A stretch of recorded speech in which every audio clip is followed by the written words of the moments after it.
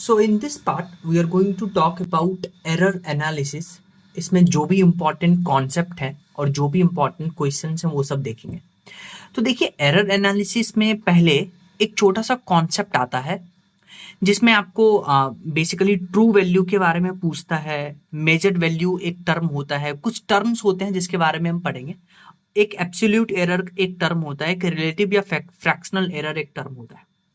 ठीक है, तो इन सब टर्म को समझने के लिए एक क्वेश्चन देखते हैं और इन सब टर्म को डिटेल में समझेंगे।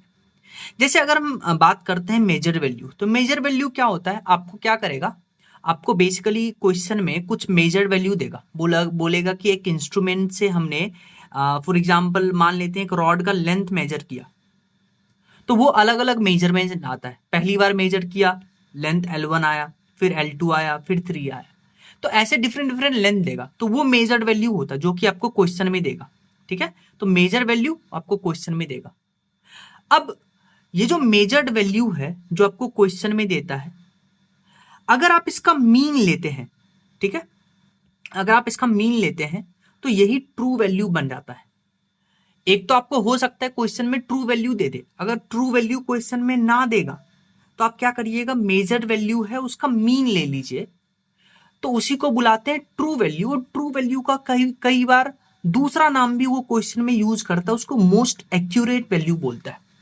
बनता भी है क्योंकि ट्रू वैल्यू है इसलिए उसको मोस्ट एक्यूरेट वैल्यू बुलाते हैं। कैसे मेजर करते हैं ट्रू वैल्यू को? मेजर वैल्यू का मीन ले लीजिए, उसको ट्रू वैल्यू बुलाते हैं। ठीक है, अब एक आता है एब्सोल्यूट एरर। एब्सोल्यूट एरर क्या होता है? ये जो ट्रू वैल्यू आपने निकाला है मेजर वैल्यू का मीन लेकर के, तो ट्रू वैल्यू में से हर एक मेजर वैल्यू को माइनस करिए, तो true value minus individual measure value, वो आपको एब्सोल्यूट एरर देगा। इसका जब आप मीन लीजिएगा तो वो आपको मीन एब्सोल्यूट एरर देता है, जिसको हम डेल्टा ए से डिनोट करते हैं। लास्ट में एम लगाते हैं टू डिनोट मीन। ठीक है, फिर एक होता है आपके पास रिलेटिव और फ्रैक्शनल एरर। तो रिलेटिव या फ्रैक्शनल एरर क्या होता है कि ये जो मीन एब्सोल्यूट एरर है इसको डिवाइड कर दीजिए ट्रू एरर से, तो वो आपको रिलेटिव या फ्रैक्शनल एरर देता है। और अगर आप रिलेटिव या फ्रैक्शनल एरर में 100 से मल्टीप्लाई कर दीजिएगा तो वो आपको परसेंटेज एरर देता है। तो ये तो ओवरव्यू था। अब इसको देखिए क्वेश्चन में कैसे यूज करते हैं वो सुनिए। जैसे आप इस क्वेश्चन को देखिए, इसमें बोला कि बेसिकली हम क्या करते हैं, एक सिलेंडर का लेंथ मेजर करते हैं वर्नियर कैलिपर से। तो वर्नियर कैलिपर से सिलेंडर का लेंथ मेजर करते हैं, तो ये अलग अलग लेंथ मेजर करते हैं, मतलब ये सब लेंथ मेजर हुआ है ना। हमने एक सिलेंडर था, ठीक है, एक सिलेंडर था, इस सिलेंडर का वर्नियर कैलिपर से अलग अलग टाइम पे हमने बेसिकली इसका मेजरमेंट लिया, तो ये मेजर्ड वैल्यू है। ठीक है, तो ये आपके पास क्या है, ये सारा मेजर्ड वैल्यू है। तो आपसे पूछा है most accurate length of the cylinder बताना है, एब्सोल्यूट एरर बताना है, मीन एब्सोल्यूट एरर बताना है, रिलेटिव और परसेंटेज एरर। तो जैसा कि मैंने आपको बोला था कि जो मोस्ट एक्यूरेट अगर वर्ड यूज हुआ मतलब वो ट्रू वैल्यू पूछा है, तो ट्रू वैल्यू आपको मैंने बताया था कैसे निकालते हैं। ट्रू वैल्यू निकालने के लिए क्या करिएगा, इन सब मेजर्ड वैल्यू को सम करके मतलब उसका मीन लेना है। तो मीन कैसे लेंगे, सब वैल्यू को ऐड करके, कितना टर्म है 1 2 3 4 5 6 7 8 डिवाइडेड बाय 8 कर दीजिएगा, तो जो आपके पास वैल्यू आएगा इसी को आप बुलाइएगा ट्रू वैल्यू। तो पता चला ट्रू वैल्यू कैसे कैलकुलेट करते हैं, जो मेजर्ड वैल्यू है उसका मीन ले लीजिए, तो ये आपके पास ट्रू वैल्यू आया। फिर आपसे पूछा है absolute error in each observation. मैंने आपको बताया था कि एब्सोल्यूट एरर कैसे मेजर करते हैं, जो ट्रू वैल्यू आया है उसमें से क्या करिए, इंडिविजुअल मेजर्ड वैल्यू को सब्सट्रैक्ट करिए, तो वो आपको एब्सोल्यूट एरर देगा। तो एब्सोल्यूट एरर निकालने के लिए क्या करिएगा, true value minus measured value. तो देखिए ट्रू वैल्यू इतना था, पहला मेजर वैल्यू 3.29, तो ट्रू वैल्यू में से ये माइनस किए तो ये आया। फिर हर एक मेजर्ड वैल्यू को आप ट्रू वैल्यू से माइनस करिएगा तो आपके पास इतना एब्सोल्यूट एरर आ जाएगा। अब आप ध्यान से देखिए कि एब्सोल्यूट एरर पॉजिटिव भी हो सकता है, एब्सोल्यूट एरर नेगेटिव भी हो सकता है, एब्सोल्यूट एरर 0 भी हो सकता है। ठीक है, फिर आपको बोला मीन एब्सोल्यूट एरर निकालने के लिए, तो जो भी आपके पास एब्सोल्यूट एरर आया है इसका मीन ले लीजिए, मतलब इन सबको ऐड करके डिवाइडेड बाय जितना टर्म है, तो इतना आया, तो ये आपके पास एब्सोल्यूट एरर आ गया। तो ये हो गया, ये हो गया, ये हो गया। फिर पूछा आपसे रिलेटिव एरर, तो मैंने आपको बताया था कि रिलेटिव एरर कैसे निकालते हैं। रिलेटिव एरर का फॉर्मूला होता है कि जो आपने मीन एब्सोल्यूट एरर निकाला है डिवाइडेड बाय ट्रू वैल्यू, तो मीन एब्सोल्यूट एरर इतना था डिवाइडेड बाय ट्रू वैल्यू ये इतना है, तो आपके पास रिलेटिव एरर आ गया। अब एक बार रिलेटिव एरर आ गया, इसी को आप क्या करिए 100 से मल्टीप्लाई कर दीजिए, तो 100 से मल्टीप्लाई कर दीजिएगा तो आपके पास परसेंटेज एरर आ जाएगा। ठीक है, तो ये था इस क्वेश्चन पे जो डिफरेंट डिफरेंट टर्म्स हमने पढ़ा था। फिर नेक्स्ट हम बात करते हैं प्रोपगेशन ऑफ एरर, कि एरर कैसे फैलता है। तो हम बात करने जा रहे हैं प्रोपगेशन ऑफ एरर।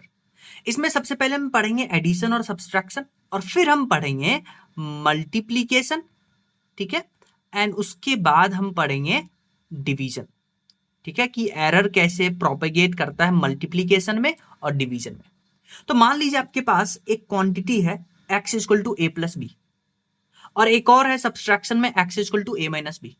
तो इसमें जो एरर लिखेंगे वो लिखेंगे delta X equal to error percentage error in A delta A, और एरर इन बी उसको डेल्टा बी से लिखेंगे। ठीक है, और सिमिलरली इसमें जो एरर होगा हमेशा याद रखिएगा कि जो एरर होता है वो हमेशा ऐड होता है, हमेशा ऐड होता है, चाहे सब्सट्रैक्शन हो चाहे एडिशन हो, बट एरर हमेशा ऐड होगा, ऑलवेज हमेशा ऐड होगा। तो ये पॉइंट याद रखिएगा।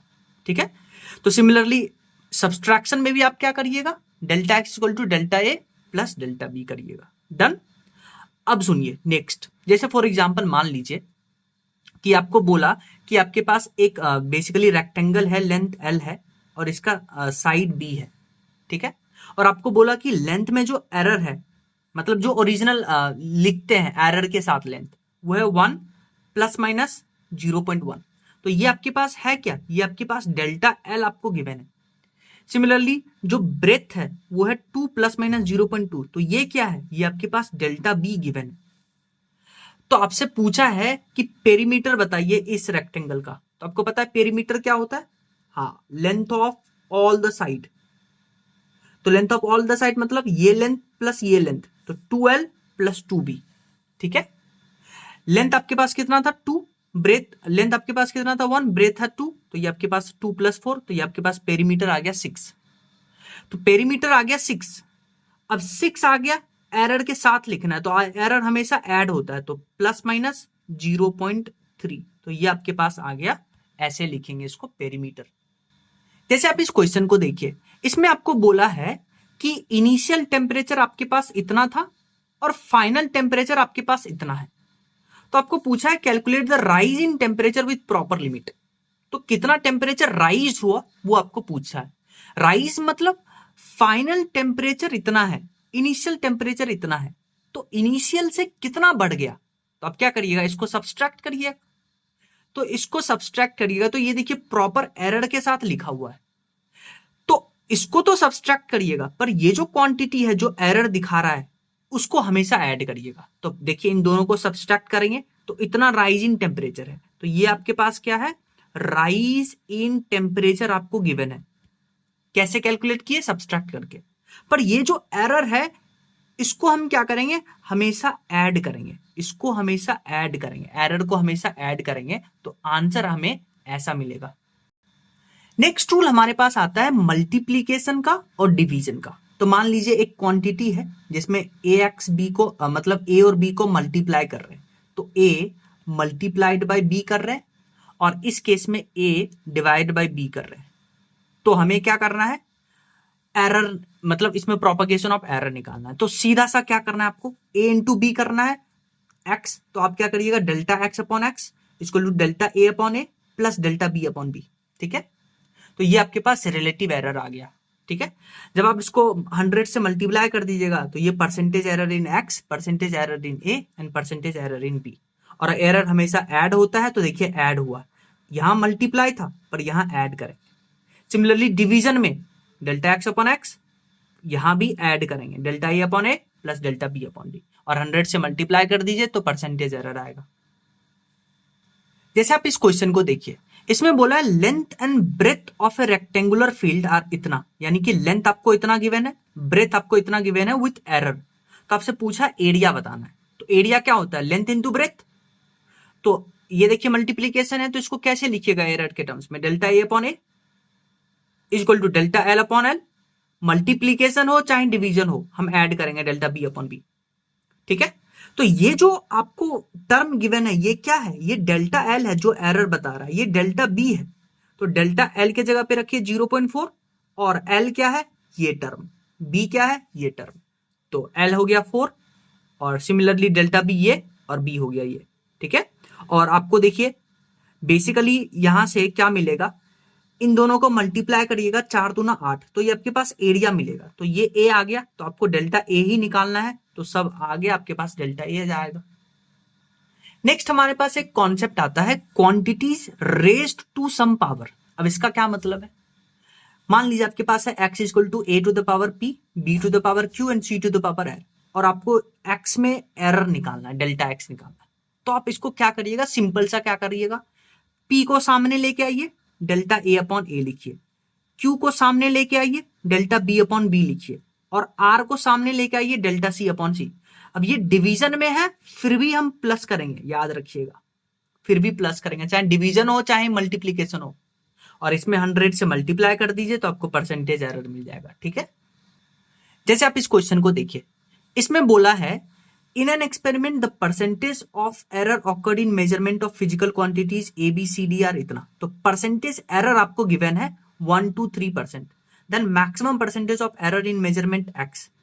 तो देखिए पावर के टर्म में, तो आपको क्या करना है, ए स्क्वायर है तो आपको 2 आगे लेके आना है और डेल्टा ए अपॉन ए लिखना है। सिमिलरली प्लस करना है, साथ में हाफ आगे पावर लेके आना है, डेल्टा बी अपॉन बी लिखेंगे, और डिवीजन में है फिर भी हम प्लस करेंगे, सी टू द पावर 1/3 है तो 1/3 आगे लेके आएंगे, डेल्टा सी अपॉन सी कर देंगे, फिर प्लस, और D to the power Q है तो 3 into delta D upon D करेंगे। अब सब में आप 100 से मल्टीप्लाई करिए तो परसेंटेज एरर हो जाएगा, और यही percentage error A B C D का दिया है 1 2 3 4, तो आप डालना शुरू करिए। तो 2 into delta A upon A कितना है 1, plus half into delta B upon B कितना है 2, plus 1/3 into delta C upon C कितना है 3, plus 3 into delta D upon D है 4। तो यहां से देखिए ये खत्म, तो आपके पास आ जाएगा 2 प्लस 1 प्लस 1 प्लस 12, तो ये कितना आ गया 12 4 16 16%। तो ऐसे क्वेश्चन सॉल्व करना होता है। अब नेक्स्ट क्वेश्चन देखिए, इसमें क्या बोला है, student measures the distance traverse in free fall of body initially at rest in a given time, he uses this data to estimate g the acceleration due to gravity if the maximum percentage error in measurement of distance and time are E1 and E2।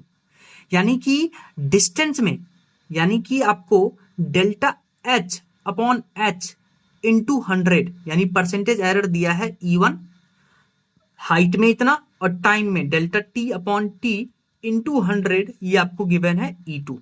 ठीक है, तो आपसे पूछा है कि percentage error बताइए in the estimation of g।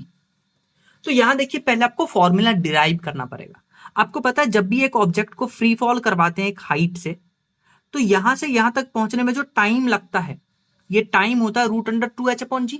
आप इसको निकाल भी सकते हैं, इसको कैसे निकाल सकते हैं, ऐसे equal to ut plus half at²।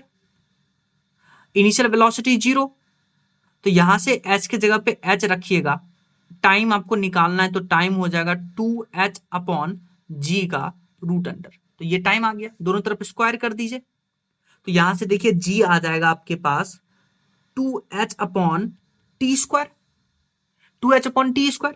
अब आप g में परसेंटेज है, delta g upon g equal to, ये आ जाएगा 2 तो कांस्टेंट है तो वो तो हट जाएगा, delta h upon h plus t² है तो t आगे 2 आगे आएगा, डेल्टा t अपॉन t।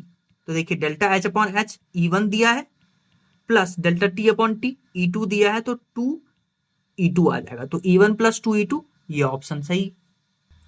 अब कई बार हमसे क्वेश्चन पूछता है, मान लीजिए आपको बोला कि एक जो रेजिस्टेंस है, एक रेजिस्टेंस का वैल्यू आपको गिवन है 2 प्लस माइनस 0.2, और एक दूसरा रेजिस्टेंस है उसका R2 आपको गिवन है 5 प्लस माइनस 0.3, ये आपको गिवन।